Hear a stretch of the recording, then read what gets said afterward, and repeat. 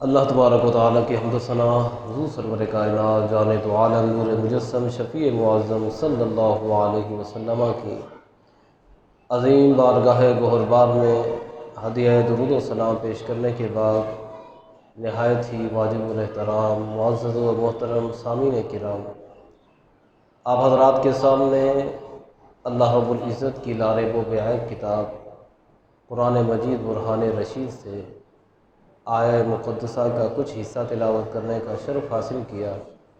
اللہ رب العزت کی بارگاہ میں دعا ہے کہ رب ذوالجلال بوسیلہ سرور کائنات صلی اللہ علیہ وسلم مجھے اس آیہ مقدسہ کا صحیح مفہوم بیان کرنے کی توفیق عطا فرمائے اور تمام امت مسلمہ کو اپنی کھوئی ہوئی ساکھ قرآنی تعلیمات کی روشنی میں بحال کرنے کی توفیق عطا فرمائے۔ عزیزان گرامی، ہماری زندگی ایک تیز رفتار گھوڑے کی طرح ہے جو برق رفتاری کے ساتھ اپنے سفر کو طے کر رہا ہوتا ہے، اور وہ اس چیز سے بے خبر ہوتا ہے کہ وہ سفر دن میں کر رہا ہے یا رات میں کر رہا ہے۔ تو اسی طرح ہماری زندگی ہے کہ جو بڑی تیزی کے ساتھ گزر رہی ہے، اور فقط ہمیں اتنا موقع ملتا ہے کہ ہم بیٹھ کر یہ کہتے ہیں یار یہ تو کل کی بات تھی، اچھا جی سال بھی گزر گیا پتہ ہی نہیں چلا، اچھا جی اتنا عرصہ بیت گیا معلوم ہی نہیں ہوا۔ یعنی ہمیں اتنا پتہ چلتا ہے کہ اچھا جی اب دن ہے تو دن جا رہا ہے تو رات آ رہی ہے، تو رات جا رہی ہے تو دن آ رہا ہے۔ اس قدر تیز رفتاری کے ساتھ ہماری زندگی جو ہے وہ سفر طے کر رہی ہے، لیکن اس کے باوجود اگر ہم اپنی لی جانے والی ہر سانس کے اوپر غور کریں نا، تو ہمیں نظر آتا ہے کہ ہماری ہر سانس کے اوپر اللہ تبارک و تعالیٰ کی ہم پر کتنی رحمتیں برستی ہیں، اللہ کی ہم پر کتنی نعمتیں نازل ہوتی ہیں۔ مجھ جیسا گناہگار جو صبح و شام اللہ رب العزت کی نافرمانی بھی کرے، اس کے باوجود میرے رب کی رحمت مجھ سے اپنا منہ نہیں موڑتی۔ میں رب کے احکامات کو پامال کرتا رہوں، لیکن کبھی میرے رب نے میرا کھانا بند نہیں کیا، میری روٹی یا میرے رزق پر پابندی نہیں لگائی۔ تو یہ میرے رب کی رحمت ہے کہ میں جس حال میں بھی ہوں اللہ تبارک و تعالیٰ کی رحمت جو ہے وہ مجھ پر برس رہی ہے، اور میرا مالک میرا رب جو ہے وہ بے نیاز ہے، جس پر چاہے اپنی رحمت نازل فرمائے اور جس کو چاہے اپنی رحمت سے محروم کر دے۔ نہ تو کوئی زبردستی رب سے رحمت لے سکتا ہے، اور نہ ہی کسی کے اعمال میرے رب کی رحمت کو روک سکتے ہیں۔ میرے محبوب صلی اللہ علیہ وسلم آپ ایک دن امت کی پریشانی میں بڑے گم ہوئے تھے، اور بڑے فکری انداز کے اندر آپ دریا کی طرف دیکھ رہے تھے۔ تو چونکہ دل کے اندر امت کا غم تھا کہ میری امت کا کیا بنے گا، اتنے میں آپ نے دیکھا کہ ایک پرندہ جو ہے بڑا ہی خوبصورت ہے، نہایت ہی خوبصورت پرندہ ہے۔ تو میرے محبوب صلی اللہ علیہ وسلم اس پرندے کی خوبصورتی کے اندر گم ہوتے ہیں۔ پھر آپ دیکھتے ہیں کہ وہ پرندہ آتا ہے اور اپنی چونچ میں ریت کی ذرات اٹھاتا ہے اور پھر چلا جاتا ہے، پھر آتا ہے ریت لیتا ہے پھر چلا جاتا ہے۔ تو میرے محبوب صلی اللہ علیہ وسلم نے اس پرندے سے پوچھا کہ یہ کیا ماجرا ہے، تم بار بار آتے ہو ریت اٹھاتے ہو پھر چلے جاتے ہو؟ عرض کی حضور میں دریا کے آگے بند باندھ رہا ہوں کہ میں جو یہ ریت اٹھا رہا ہوں میں دریا کے اندر گرا رہا ہوں، کیوں جی؟ تاکہ میں دریا کا رستہ روک دوں، میں دریا کے آگے بند باندھ دوں۔ تو میرے محبوب صلی اللہ علیہ وسلم آپ نے فرمایا کہ یار بھلا تیری چونچ کے ذروں سے دریا رکنے والا ہے؟ تیری چونچ کے جو ذرے ہیں ریت کے وہ کیسے دریا کے آگے بند باندھ سکتے ہیں؟ جس وقت آپ نے یہ بات کی نا تو وہ جو پرندہ تھا وہ فوراً ہی فرشتے کی صورت اختیار کر گیا، عرض کی حضور میں فرشتہ ہوں اور مجھے میرے رب نے بھیجا تھا کہ جاؤ میرا محبوب بڑا غمگین بیٹھا ہے، جاؤ میرے محبوب کو جا کر مثال دکھاؤ۔ تو حضور میں آپ کو مثال دکھانے کے لیے آیا تھا کہ اگر میری چونچ کے ذرے جو ہے وہ دریا کو نہیں روک سکتے نا، تو حضور آپ کی امت کے گناہ جو ہے میرے رب کی رحمت کو نہیں روک سکتے، اور جتنے بھی آپ کی امت کے گناہ ہوں گے وہ میری رب کی رحمت کے دریا کے آگے بند نہیں باندھ سکتے۔ تو حضور اگر میری چونچ کے ذروں کی حیثیت دریا کے آگے کچھ نہیں ہے نا، تو آپ کی امت کے گناہوں کی حیثیت میرے رب کی رحمت کے سامنے کچھ بھی نہیں ہے۔ تو لہذا آپ پریشان نہ ہو۔ تو لہذا میرے رب کی جو رحمت ہے اس کو روکنے کے لیے جناب ہمارے اعمال کی کوئی حیثیت نہیں ہے۔ میرے محبوب صلی اللہ علیہ وسلم کی بارگاہ میں ایک صحابی جو تھے وہ پریشان ہو کر آئے، عرض کی یا رسول اللہ صلی اللہ علیہ وسلم، حضور میں تو ہلاک ہو گیا، حضور میں تو تباہ و برباد ہو گیا۔ میرے محبوب صلی اللہ علیہ وسلم آپ نے فرمایا کیا ہوا؟ عرض کی حضور میں بڑا گناہ گار ہوں، میں بڑا سیاکار ہوں، میرے گناہ بہت زیادہ ہیں، حضور میری تو بخشش کوئی نہیں ہونی۔ تو میرے محبوب صلی اللہ علیہ وسلم آپ نے فرمایا میرے یار پریشان نہ ہو، کہ تمہارے گناہ جو ہے وہ ریت کے ذروں سے بھی زیادہ ہے؟ عرض کی جی حضور میرے گناہ ریت کے ذروں سے بھی زیادہ ہے۔ یہ صحابہ کرام علیہم رضوان کی ایک عاجزی تھی، یہ ان کا ہمارے لیے ایک سبق تھا کہ یار ہمارے جو نیکیاں تھیں وہ جناب پہاڑوں سے بھی زیادہ تھی، لیکن پھر بھی ہم اتنا ڈرا کرتے تھے۔ تو تم سوچ سمجھ کر اپنی زندگیوں کو بسر کرنا۔ عرض کی حضور میرے گناہ جو ہے وہ ریت کے ذروں سے بھی زیادہ ہے۔ میرے محبوب صلی اللہ علیہ وسلم نے فرمایا کہ یار تیرے گناہ پانی کے قطروں سے بھی زیادہ ہے؟ عرض کی جی حضور میرے گناہ پانی کے قطروں سے بھی زیادہ ہے۔ میرے محبوب نے پھر بات ختم کی، فرمایا اے میرے غلام ذرا یہ تو بتا کہ تیرے گناہ جو ہے میری رب کی رحمت سے بھی زیادہ ہے؟ عرض کی نہیں حضور میرے گناہ کہاں اور رب کی رحمت کہاں۔ تو میرے محبوب نے فرمایا پریشان نہ ہو، تیرے جتنے بھی گناہ ہوں گے میرے رب کی رحمت کا چھینٹا پڑے گا سب دھل جائیں گے۔ پریشان نہ ہو، سب دھل جائیں گے، صرف رحمت کا ایک چھینٹا پڑنا ہے۔ یہی وجہ ہے کہ ہم جناب گناہ کی دلدل کے اندر پھنسے ہوتے ہیں، گناہ کے اندر لت پت ہوتے ہیں، لیکن رب رب ہے۔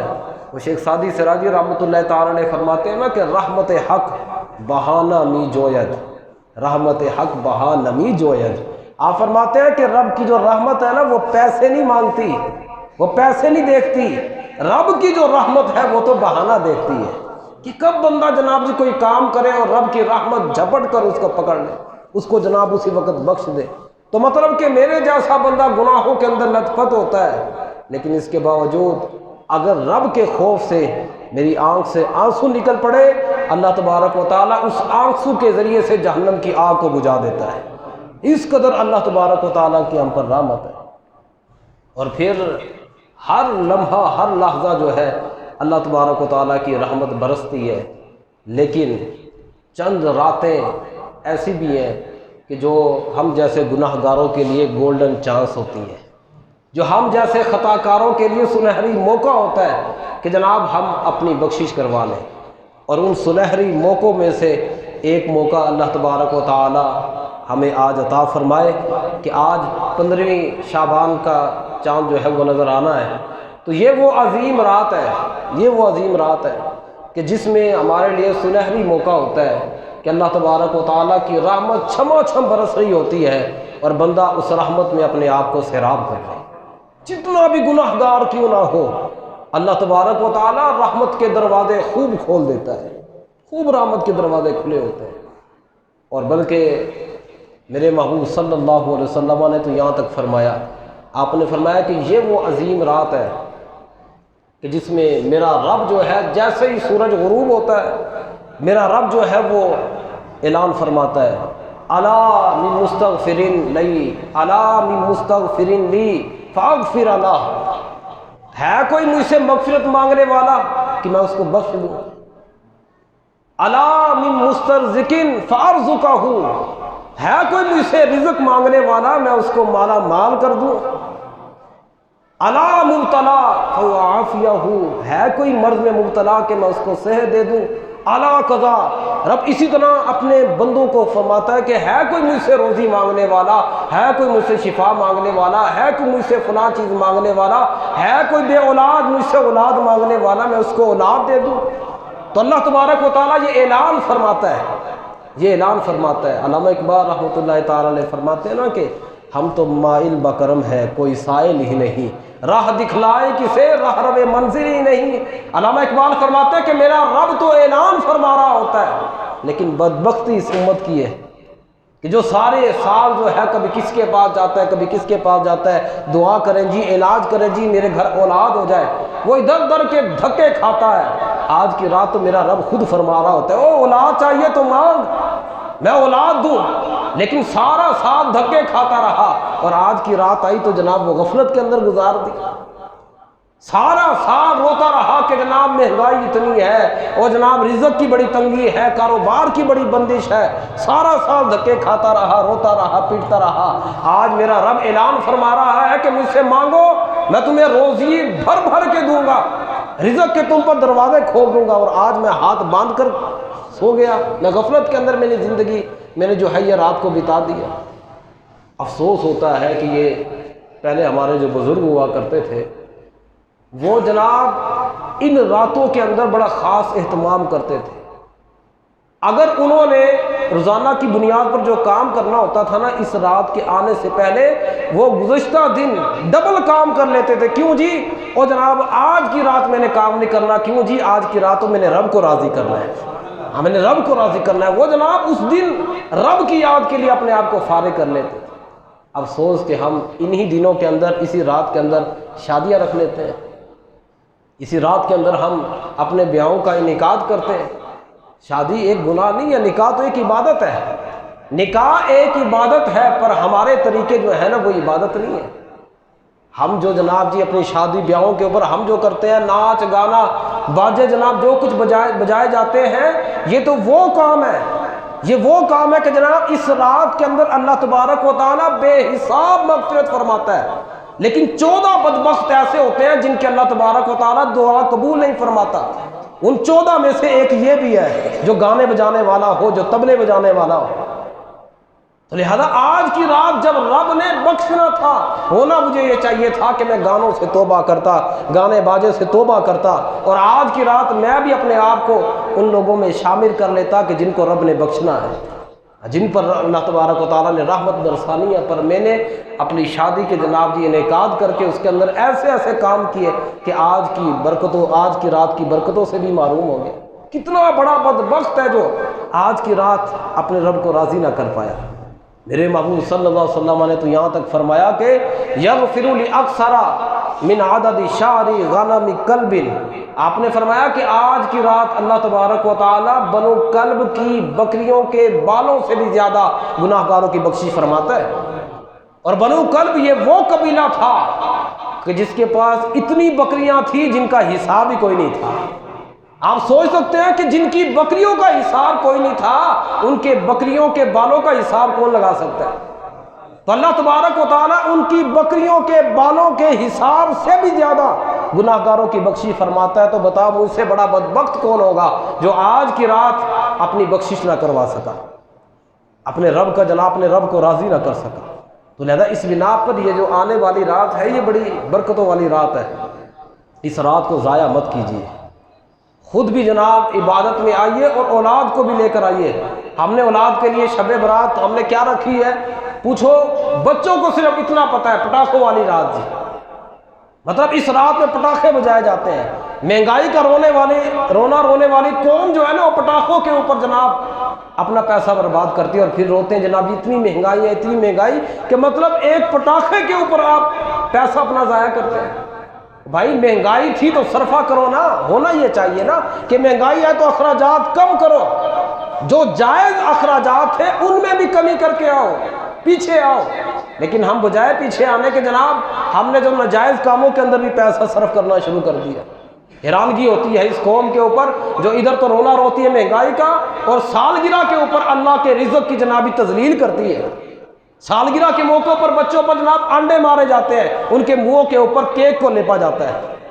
اور پھر یہ قوم کہتی ہے جناب جی مہنگائی ہے، جناب جی رزق کی بندش ہے، اور بھائی رب کے رزق کی جب تذلیل کرو گے تو رزق تمہیں کیسے ملے گا، وہ کیسے تمہیں کشادگی دے گا؟ تو لہذا اس بنا پر خود بھی آئیں اور اولاد کو بھی بتائیں کہ بیٹا یہ وہ رات ہے کہ جس رات کے اندر اللہ تبارک و تعالیٰ کو راضی کرنا بڑا آسان ہے، بڑا آسان ہے۔ اور دوسرا یہ کہ حقوق اللہ تبارک و تعالیٰ کے حقوق اگرچہ ان کی تعظیم بہت زیادہ ہے، حقوق اللہ کی تعظیم بہت زیادہ ہے، لیکن یہ بات ذہن میں رکھیے کہ حقوق العباد یہ بڑے نازک ہوتے ہیں۔ حقوق العباد جو ہے ان کی بڑی اہمیت ہے۔ اس کی وجہ یہ ہے کہ جناب حقوق اللہ جو ہوتے ہیں نا، یعنی اللہ تبارک و تعالیٰ کے حقوق میں اگر میں نے کوتاہی کی نا تو میرا رب بڑا مہربان ہے۔ ممکن ہے جناب جی میں توبہ کروں تو میرا رب مجھے بخش دے، اور ممکن ہے میرا رب بغیر توبہ کے بھی مجھے بخش دے۔ یہ ممکن ہے، رب کی رحمت ہے نا، رب کے حق ہے۔ میرا رب دیکھیں، یہ تو ہے نا رب، یہ تو میرا رب ہے۔ میرے محبوب صلی اللہ علیہ وسلم کتنے کریم ہیں کہ میرے محبوب صلی اللہ علیہ وسلم کو جنہوں نے پتھر مارے تھے، میرے محبوب صلی اللہ علیہ وسلم کی صاحبزادی کو جنہوں نے زخمی کیا، میرے محبوب صلی اللہ علیہ وسلم کے گلے مبارک میں جنہوں نے کپڑے ڈال کر آپ کو کھینچا، اس کے باوجود میرے محبوب صلی اللہ علیہ وسلم نے ان کو معاف فرما دیا، کوئی ان سے مواخذہ نہیں کیا۔ تو یارو یہ تو میرے محبوب کی رحمت ہے، تو میرے رب کی رحمت کتنی ہوگی؟ تو رب چاہے جناب اپنے حقوق کو معاف فرما دے، لیکن حقوق العباد کا معاملہ رب نے بندوں کے سپرد کیا ہوا ہے۔ جب تک بندہ معاف نہیں کرے گا رب معاف نہیں فرمائے گا، رب اس کو معاف نہیں کرے گا جب تک بندہ معاف نہیں کرے گا۔ اب حقوق العباد اس کی معافی کے طریقہ کیا ہے؟ اس کے معافی کے 3 طریقے ہیں۔ ایک طریقہ تو یہ ہے کہ انسان دنیا کے اندر منت سماجت کر کے معافیا مانگ کر جناب یا تو ان سے معاف کروا لے، اور اگر وہ اس کا بدل چاہتے ہیں تو اس کا بدلہ دے دے، یعنی دنیا کے اندر جو ہے وہ اپنا حساب کتاب صاف کر لے۔ پہلا طریقہ تو یہ ہے، لیکن ہمارا دستور کیا ہے کہ ہم لوگ معافی مانگنا کسے کہتے ہیں کہ میں نے جناب جی کوئی بندہ آیا اس کو جناب یہ ایسے تھپڑ جھڑ دیا، یعنی اس کے سامنے اس کو تھپڑ مارا۔ جب معافی مانگنے کی باری آئی تو میں نے اس کو میسج کر دیا، کیونکہ جناب شب برات آ رہی ہے تو نام اعمال چینج ہونے ہیں اور قسمت لکھی جانی ہے، تو لہذا اب جناب جی مجھے معاف کر دیں۔ اس کو میسج کر کے، مطلب کہ تھپڑ مارنے کے لیے تیرا اس سامنے آ کر تو نے تھپڑ مارا، اور معافی مانگنے کے لیے تو بستر میں لیٹ کر میسج کر رہے ہیں۔ تو ہمیشہ یاد رکھیے کہ معافی جو ہوتی ہے وہ اسی انداز سے مانگی جاتی ہے جس انداز سے گناہ کیا تھا، جس انداز سے ظلم کیا تھا، اس انداز سے جا کر معافی مانگی جاتی ہے۔ اگر میں نے آپ کو عوام کے سامنے ذلیل کیا تھا تو لہذا اب معافی کا تقاضا یہ ہے کہ میں عوام کے سامنے آپ سے معافی مانگوں، میں آپ سے معافی مانگوں تب جا کر یہ معافی ہے۔ اور اسی طرح جناب میں نے کسی کی زمین پر قبضہ کیا ہوا ہے، اب شب برات آنے والی اس کو میسج کر دیا، لو جی شب برات آ رہی ہے تو مجھے معاف کر دیں، یہ بھی معافی نہیں ہے۔ اب معافی کا طریقہ یہ ہے کہ اس بندے کی جائیداد کو واپس کرنے کے بعد کہہ کہ بھائی میں نے جو ظلم کیا تھا مجھے معاف کر دے، یہ ہے معافی مانگنے کا طریقہ۔ اور جناب اگر فرض کریں کہ جناب میرے کسی نے پیسے دینے ہیں، کسی نے جناب 1,00,000 2,00,000 میرا دینا ہے، اگر وہ شب برات کا میسج کر دے جناب جی مجھے معاف کر دینا، تو کیا میں 2,00,000 معاف کر دوں گا اسے؟ مطلب جب لینے کی باری ہے تو میں اس چیز کو معافی میں شمار نہیں کرتا، لیکن جب دینے کی باری ہے تو بستر میں لیٹ کر میں معافی مانگ رہا ہوں۔ اگر کسی پر ظلم کیا تو جناب اس کے پاس جائیں۔ حضرت سیدنا باعزی بستامی رحمۃ اللہ تعالیٰ نے، آپ جناب مسجد میں نماز پڑھنے کے لیے تشریف لے کر گئے، تو جب آپ مسجد میں آئے نا تو کچے فرش ہوتے تھے اس وقت، تو آپ کے پاس جو سوٹی تھی، جو عصا تھا، آپ نے اس کو زمین پر گاڑ دیا۔ اب آپ کے عصا کے ساتھ ایک بزرگ تھے، ان کا بھی عصا، ان کی لاٹھی جو تھی وہ بھی وہیں پر موجود تھی۔ تو ہوا چلی تو حضرت باعزی بستامی رحمۃ اللہ تعالیٰ علیہ کی لاٹھی گری اور ساتھ والی لاٹھی کو بھی اس نے گرا دیا۔ اب جب بزرگ نماز پڑھ کے واپس آئے نا تو انہوں نے دیکھا کہ لاٹھی گری پڑی تھی، تو وہ انہوں نے جھک کر اس لاٹھی کو اٹھایا۔ حضرت باعزی بستامی رحمۃ اللہ تعالیٰ علیہ کو جب یہ پتہ چلا نا تو آپ اس بزرگ کے گھر گئے اور جا کر کہا جناب مجھے معاف کر دینا کہ میری لاٹھی کی وجہ سے جناب آپ کو زمین کی طرف جھکنا پڑا، آپ کو یہ تکلیف اٹھانی پڑی کہ جناب لاٹھی اٹھانے کے لیے آپ نے جو نیچے جھکنے کی تکلیف کی وہ میرے وجہ سے تھی، تو لہذا مجھے معاف کر دیں۔ یہ طریقہ ہے معافی مانگنے کا۔ تو لہذا ہم جناب میسی کے ذریعے ہی معافی مانگنے کا جنابی طریقہ ہم نے اپنایا ہوا ہے۔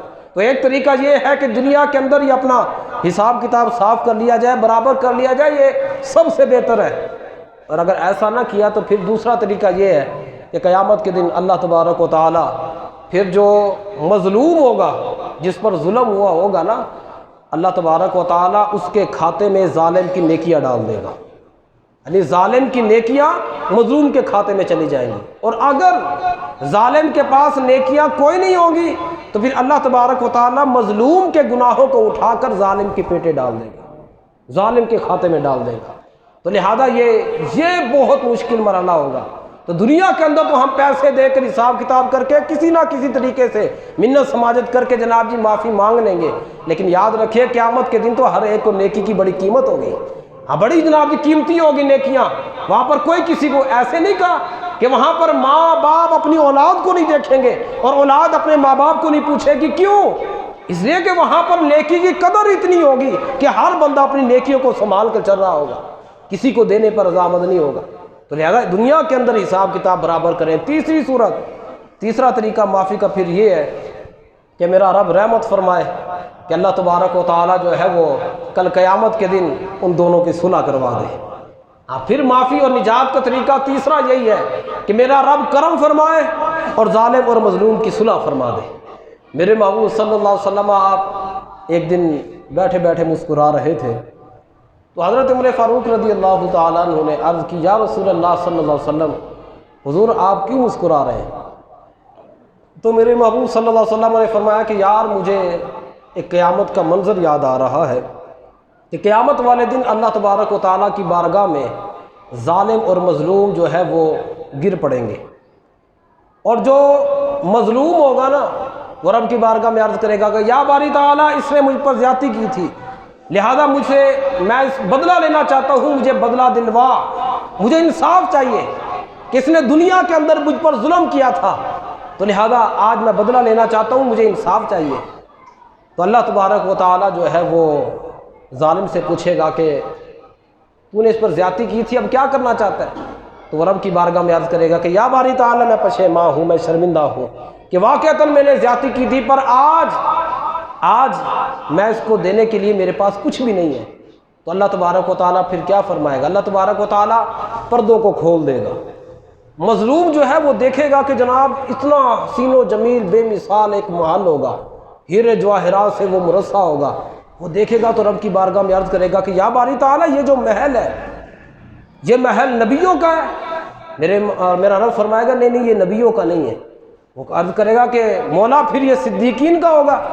تو میرا رب فرمائے گا نہ یہ صدیقین کا نہیں ہے۔ تو عرض کرے گا کہ مولا یہ اتنا عظیم الشان محل پھر کس کا ہے؟ رب فرمائے گا یہ اس کا ہے جو اس کی قیمت ادا کرے۔ وہ عرض کرے گا کہ مولا اس کی قیمت کیا ہے؟ میرا رب فرمائے گا کہ جو اپنے بھائی کو معاف کر دے، جو اپنے بھائی کو معاف کر دے وہ اس محل کا مالک بن جائے گا۔ وہ کہے گا یا باری تعالیٰ میں بدلہ نہیں لیتا، میں اپنے بھائی کو معاف کر دیتا ہوں۔ تو اب جناب جس وقت وہ معاف کرے گا نا تو پھر بھاگتے بھاگتے وہ جناب محل کی طرف جا رہا ہوگا۔ میرا رب فرمائے گا ٹھہر جا، اب اکیلے نہ جا، اپنے بھائی کا ہاتھ پکڑ کر جا۔ تو لہذا تیسری معافی کا طریقہ یہی ہے کہ اللہ تبارک و تعالیٰ قیامت والے دن ظالم اور مظلوم کے اندر صلح کروا دے۔ تو لہذا اس بنا پر آج کے دن جو ہے وہ بلکہ آج کی رات شروع ہونے سے پہلے جتنے گلے شکوے ہیں جناب وہ دور کر لیجیے، اب وہ دور کر لیجیے۔ یاد رکھیے کہ ذلیل وہ ہوتا ہے جو ظلم کرنے والا ہوتا ہے، معافی مانگنے والا ذلیل نہیں ہوتا ہے۔ معافی مانگنے والا تو عزت والا ہوتا ہے، ذلیل تو وہ ہوتا ہے جو ظلم کرتا ہے۔ اور پھر اگر آپ کے پاس آپ کا بھائی معافی مانگنے کے لیے آ جائے تو فرعون نہ بنے، پھر اتنے سخت مزاج نہ ہو۔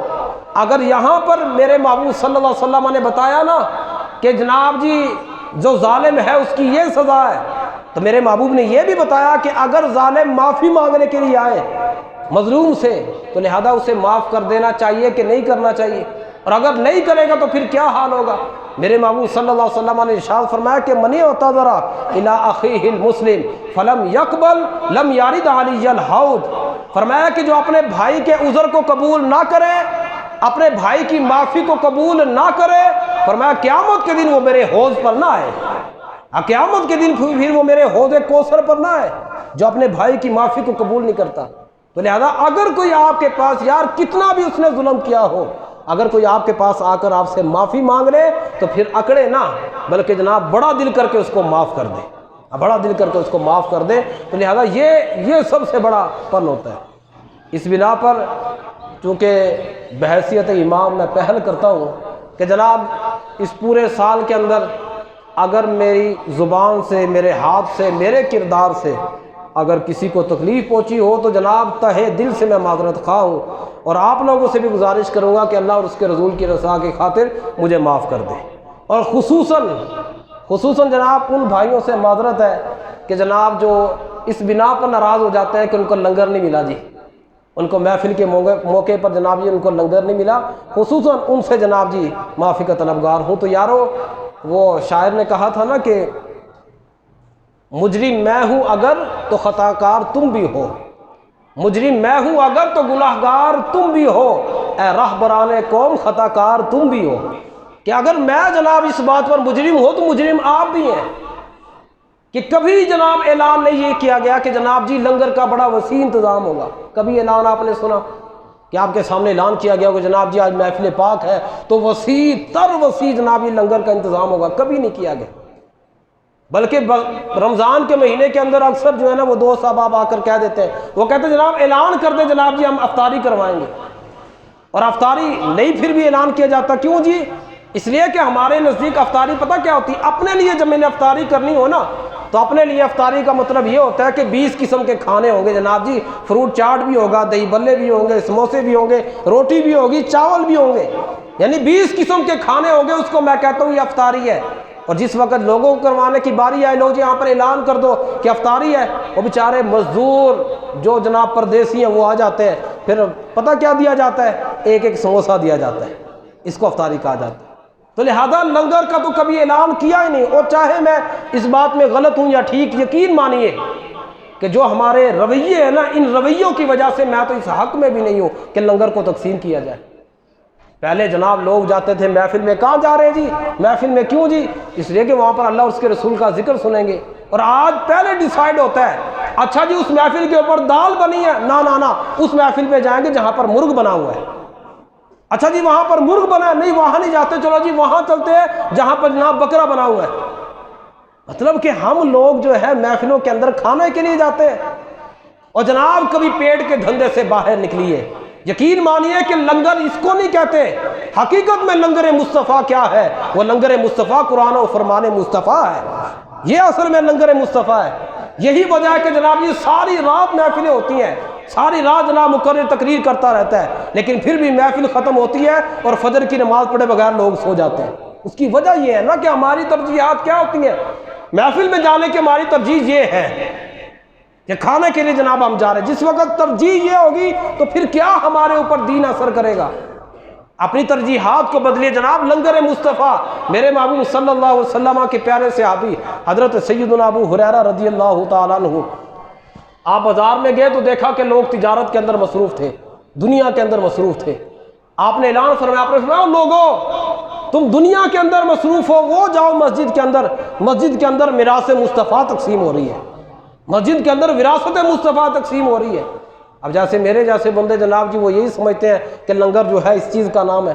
اب لوگ دوڑے مسجد کے اندر آئے تو آ کر پھر واپس آ گئے، کہنے لگے جناب آپ تو کہہ رہے تھے وہاں پر وراثت مصطفیٰ تقسیم ہو رہی ہے، وہاں پر تو کچھ بھی نہیں تھا۔ آپ نے فرمایا کہ یار تم جب وہاں پر گئے تھے تو کیا تھا؟ عرض کی حضور وہاں پر جناب جی مجمع لگا ہوا تھا جو قرآن و حدیث کی تعلیم دے رہے تھے۔ آپ نے فرمایا نادانو یہ میراث مصطفیٰ نہیں ہے تو اور کیا ہے؟ یہی تو میراث مصطفیٰ ہے، یہی تو لنگر مصطفیٰ ہے۔ تو لہذا اصل لنگر یہ ہے کہ جناب جی میرے محبوب صلی اللہ علیہ وسلم کے فرامین سننے کے لیے مل جائے۔ ایک مرید جو تھا نا وہ اپنے شیخ کے پاس گیا، اپنے پیر کے پاس گیا، اور جا کر جناب جی بیٹھا نا تو پیر صاحب نے کہا بیٹا یہ روٹی کھاؤ۔ اس مرید نے پتہ کیا جواب دیا؟ زندہ ضمیر تھا، زندہ دل تھا۔ اس نے کہا پیر جی اگر روٹی کھانی ہوتی تو جناب وہ باہر بھی مل جانی تھی، میں آپ کے پاس فرمان مصطفیٰ سننے آیا ہوں، مجھے فرمان مصطفیٰ سنائے، میں روٹی کھانے نہیں آیا، میں حضور کا دین سیکھنے آیا ہوں، روٹی تو مجھے باہر بھی مل جانی تھی۔ تو لہذا مساجد کے اندر جناب روٹی تو ہمیں گھر بھی مل جانی ہے، مساجد کے اندر ہم کیوں آتے ہیں؟ اس بنا پر کہ اب ہمیں دین نہ تو اپنے ختموں پر نظر آتا ہے، نہ سینماؤں کے اندر، نہ سکولوں کے اندر، نہ شادیوں کے اندر، اب ہمیں دین فقط ملتا ہے تو مسجدوں سے ملتا ہے۔ اب مسجدوں کے اندر آ کر بھی ہم اس بات پر بحث کریں گے کہ مجھے نہیں ملا تو فلاں کو نہیں ملا، تو فلاں کو ملا تو مجھے کیوں نہیں ملا جی؟ تو لہذا اصل لنگر مصطفیٰ کو لیجئے، اس کو لینے سے جناب آپ کی دنیا بھی بنے گی اور آپ کی آخرت بھی بن جائے گی۔ کیا عظیم لوگ تھے یار ہمارے بڑے، حضرت سیدنا ابو الحامد مستغفری رحمۃ اللہ تعالیٰ علیہ، آپ کے پاس ایک شخص آئے اور کہنے لگے کہ جناب مجھے جو ہے نا وہ حضرت سیدنا خالد بن ولید رضی اللہ تعالیٰ عنہ والی حدیث پاک سنائے۔ تو آپ چونکہ محدث سے آپ نے پتہ کیا فرمایا؟ آپ نے فرمایا اگر حدیث پاک سننی ہے تو پہلے 1 سال کے روزے رکھ، 1 سال کے روزے رکھ۔ اس نے یہ نہیں کہا لو جی وہ جناب جی ایسے ہی جناب یہ تیڑے ہیں جناب جی نہیں سنانے تو نہ سناؤ، نہ وہ جو سائل آیا تھا 1 سال کے روزے رکھ کر پھر آیا، عرض کی حضور سال کے روزے رکھ لیے، اب تو فرمان مصطفیٰ سنا دیں، اب تو حضور کا فرمان سنائے جناب، یہ ہے اس کو کہتے ہیں لنگر مصطفیٰ۔ حضرت سیدنا ہشام بن غازی رحمۃ اللہ تعالیٰ علیہ، آپ نے دیکھا کہ حضرت مالک رحمۃ اللہ تعالیٰ نے ایسے رستے سے گزر رہے تھے تو آپ نے راستے میں روک لیا، کہنے لگے کہ جناب فلاں حدیث تو بتائیے۔ تو حضرت مالک رحمۃ اللہ تعالیٰ نے چونکہ آپ نبی پاک صلی اللہ علیہ وسلم کی حدیث کا بڑا احترام کرتے تھے، جب آپ نے حدیث پاک بیان کرنی ہوتی آپ نے باقاعدہ تخت بنایا تھا، آپ اس تخت پر بیٹھتے اور بیٹھنے سے پہلے آپ غسل فرماتے، صاف ستھرے کپڑے پہنتے، پھر خوشبو لگاتے، پھر بیٹھ کر حضور کا فرمان سناتے۔ جب اس نے حضرت ہشام بن غازی نے جناب راستے میں پوچھا نا تو آپ نے ان کو 20 کوڑے لگائے، 20 کوڑے لگائے کہ یار تجھے نہیں پتہ فرمان مصطفیٰ کی تعظیم کیا ہے، اس کی قدر کیا ہے؟ پہلے آپ نے لگائے 20 کوڑے، پھر آپ نے ان کو بٹھا کر 20 فرمان مصطفیٰ سنائے، 20 حدیثیں سنائی۔ اب سنیے حضرت ہشام بن غازی رحمۃ اللہ تعالیٰ نے پتہ کیا کہنے لگے حضور میری خواہش تھی کہ آپ مجھے 40 کوڑے مارتے، آپ 40 کوڑے مارتے۔ آپ نے فرمایا کیوں یار؟ کہنے لگے کہ جناب آپ نے 20 مارے تو 20 حدیثیں سنائی، اگر 40 مارتے تو پھر 40 حدیثیں ملنی تھی نا، پھر 40 حدیثیں سننے کو ملنی تھی۔ جناب یہ ہے، یہ ہمارے اسلاف انہوں نے بتایا کہ اصل میں جناب لنگر مصطفیٰ کس کو کہا جاتا ہے۔ تو لہذا اس بنا پر جب بھی کسی محفل کے اندر جائیں، جب بھی کسی مجلس کے اندر جائیں نا تو اپنی نیت کو خالص رکھا کریں۔ اور جناب روٹی تو ہمیں ویسے بھی مل جانی ہے، روٹی ویسے بھی مل جانی، یہاں نہیں تو جناب گھر جا کر مل ہی جانی ہے، لیکن خدا کی قسم اگر ہم نے مساجد میں آ کر اپنی نیتوں کو نہ بدلا، اور میرے محبوب صلی اللہ علیہ وسلم نے پتہ کیا فرمایا؟ آپ نے فرمایا تم میں سے ایمان والا وہ ہے جو اپنی خواہشات پر دین کو ترجیح دے، جو اپنی خواہشات پر دین کو ترجیح دے، میرے محبوب نے اس کے ایمان کی گارنٹی دی ہے۔ تو لہذا اس بنا پر اس کے دھندے سے باہر نکلیں اور دین کی طرف آئیں، دین کو ترجیح دیں۔ اللہ رب العزت کی بارگاہ میں دعا ہے رب الجلال ہمیں صحیح معنوں میں دین متین کی سمجھ عطا فرمائے۔